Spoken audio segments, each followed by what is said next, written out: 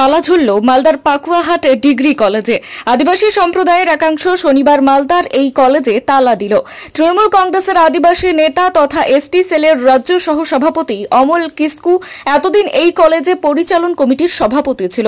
সম্প্রতি এই পদ থেকে অপসারণ করা হয় তাকে।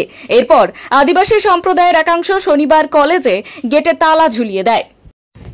আজকে আমরা পাকুয়াহাট ডিগ্রি কলেজে যেটা আমরা তালা মেরেছি, আমাদের উদ্দেশ্য একটাই, গত 3-4 দিন হলো আমরা প্রিন্ট মিডিয়ার মাধ্যমে জানতে পেরেছি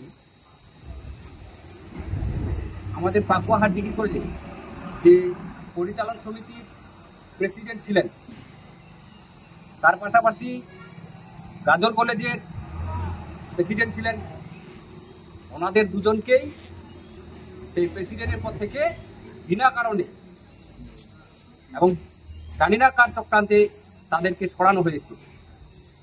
আদিবাসী সম্প্রদায়ের কোনো প্রতিনিধি না থাকার জন্য এই আন্দোলন, এর পেছনে বিশ্ববিদ্যালয়ের একাংশের ষড়যন্ত্র রয়েছে বলেই অভিযোগ তৃণমূল নেতা অমল কিস্কুর। যদিও তার এই অভিযোগ অস্বীকার করেছে গৌড়বঙ্গ বিশ্ববিদ্যালয়ের রেজিস্ট্রার বিশ্বজিৎ দাস।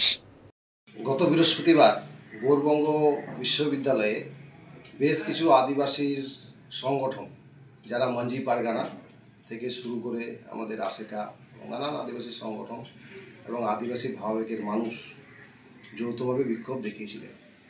যৌথভাবে বিক্ষোভ দেখার মূল কারণ ছিল, আপনারা জানেন যে কয়েকদিন আগে পেপার মিডিয়ায় লেখা হয়েছিল যে পাকুয়াহাট ডিগ্রি কলেজে অমল কিস্কু এবং গাজল কলেজের সভাপতি, পরিচালন কমিটির সভাপতি সম্মানীয় দীনেশ টুডুকে বহিষ্কার করা হয়েছে একই দিনে কোনো উদ্দেশ্য ছাড়াই। তো এই আন্দোলন আমাদের আদিবাসী সমাজের মানুষের ভাবাবেগে লেগেছে।